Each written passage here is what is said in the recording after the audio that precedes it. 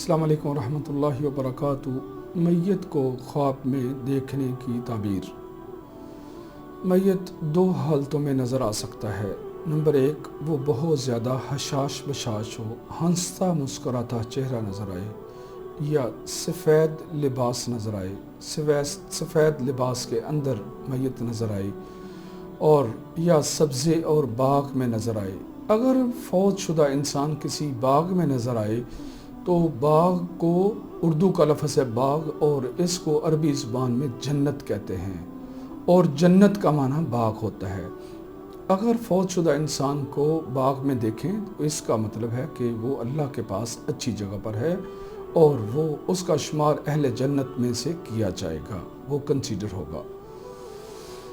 اسی طرح اس کا سفید لباس میں دکھنا اور حشاش بشاش دکھنا، ہنستا مسکراتا دکھنا، یہ بھی ایک اچھا سائن ہے۔ اس کا مطلب یہ ہے کہ وہ اللہ کے پاس اچھی جگہ پر ہے، وہ اگلے جہان میں اچھی جگہ پر ہے۔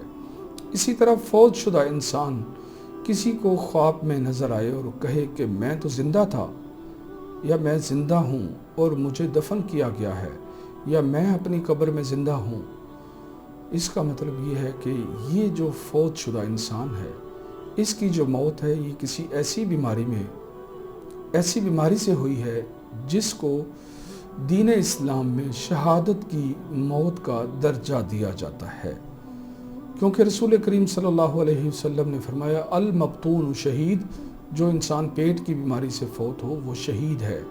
جو انسان دیوار کے گرنے سے، نیچے آنے سے یا چھت گرنے سے اگر کوئی فوت ہو جاتا ہے، وہ دیوار کے گرنے سے ہی کنسیڈر کیا جائے گا، تو وہ بھی شہید ہے۔ اگر کوئی عورت ڈلیوری کیس میں وہ فوت ہو جاتی ہے، یا اس کی وجہ سے ڈلیوری کیس میں کوئی پرابلم ہوئی اور اس کے 8 دن بعد فوت ہو گئی، لیکن اسی بیماری سے فوت ہوئی،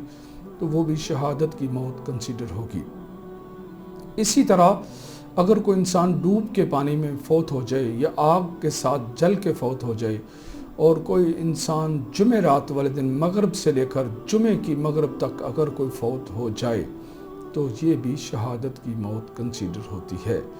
جو انسان طاعون کی بیماری سے فوت ہو جائے وہ بھی شہادت کی موت کنسیڈر کی جاتی ہے، کیونکہ آپ صلی اللہ علیہ وسلم نے فرمایا المطعون شہید، جو طاعون سے فوت ہوتا ہے وہ شہید ہے۔ اور اسی طرح جو انسان کرونا سے فوت ہوتا ہے تو اس کی جو علامتیں ہیں وہ وبائی مرض کے اعتبار سے یہ طاعون کی بیماری سے ملتی ہیں، کیونکہ طاعون کی جو بیماری ہے وہ بھی ایک وبائی مرض ہے، تو جس کی وجہ سے جو انسان کرونا سے فوت ہوتا ہے خاص طور پر، یا ان وہ چیزوں سے جو میں نے ذکر کی ہیں، تو وہ دوسرے اپنے ورثاء کو خواب میں زندہ نظر آتا ہے، یا وہ کہتا ہے میں زندہ ہوں، مجھے کیوں دفن کیا گیا ہے، یا میں تو بالکل ٹھیک تھا، آپ لوگوں نے مجھے دفن کر، یعنی وہ زندہ نظر آتا ہے۔ تو اصل میں یہ زندہ نظر آنے کی جو لاجک ہے وہ وہی ہے جو اللہ رب العزت نے قرآن پاک میں فرمایا ہے، جو لوگ اللہ کے راستے میں فوت ہو جاتے ہیں ان کو مردہ مت کہو، وہ زندہ ہیں، اپنے رب کے پاس رزق دیے جاتے ہیں۔ اسی طرح کسی انسان کا کسی کو آ کر کہنا کہ میں جنت سے آیا ہوں اور اللہ نے میرے ساتھ اچھا معاملہ فرمایا ہے، تو وہ بھی اس کے جنتی ہونے کی علامت ہے۔ جو لوگ یہ کہتے ہیں کہ مردہ کو چیز لے یا دے، وہ دینا اچھا ہوتا ہے، لینا اچھا، یہ ساری باتیں ہیں، اس کا حقیقت سے کوئی تعلق اور کوئی لینا دینا نہیں ہے۔ اگر کوئی فوت شدہ انسان بہت زیادہ کمزوری کی حالت میں نظر آتا ہے تو اس کی، یا بیماری کی حالت میں نظر آتا ہے، تو یہ جو خواب ہے یہ جاتی ہے پیچھے۔ جب وہ انسان فوت ہوا تھا تو کیا اس نے بیماری میں دن کاٹے تھے اور وہ ہاسپٹلائز رہا تھا، وہ شدید بیمار رہا تھا؟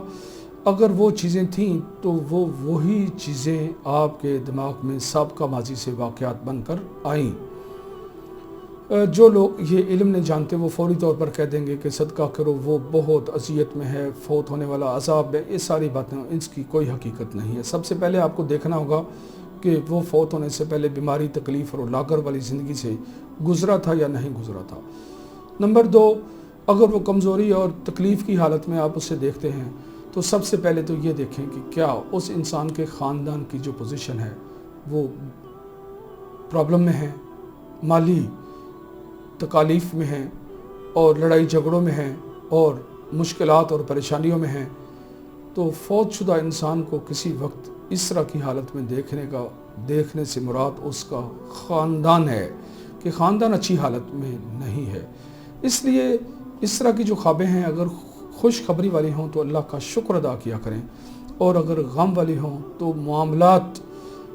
فوت شدہ کی طرف لے جانے سے پہلے اس کی سابقہ بیماری کے بارے میں نظر دوڑائیں، پھر خاندان کی پریشانیوں کے بارے میں نظر دوڑائیں کہ کیا خاندان میں تو کوئی پرابلم نہیں ہے۔ اس کے بعد اگر کوئی چیز ہے تو وہ فوت شدہ کی طرف لوٹے گی۔ اس صورت میں اس کے لیے صدقہ کریں، خیرات کریں، نیکیاں کریں۔ رسول کریم صلی اللہ علیہ وسلم نے فرمایا فوت ہونے کے بعد کوئی چیز انسان کو فائدہ نہیں دے سکتی سوائے اس کے انسان کے جو اپنے اعمال ہیں، جو اس نے اپنی زندگی میں نیکی کے اعمال کیے، نمبر 2 جو اس نے صدقہ جاریہ کیا، اور نمبر 3 ولد صالح یدعو لہ، اس کی اولاد جو اچھی نیکیاں کر کے، اچھے اعمال کر کے اس کے لیے مغفرت کی دعا کرے،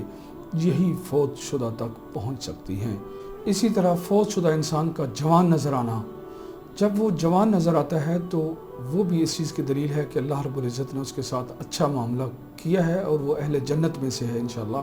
کیونکہ رسول کریم صلی اللہ علیہ وسلم کے پاس جب ایک اماں جی نے کہا تھا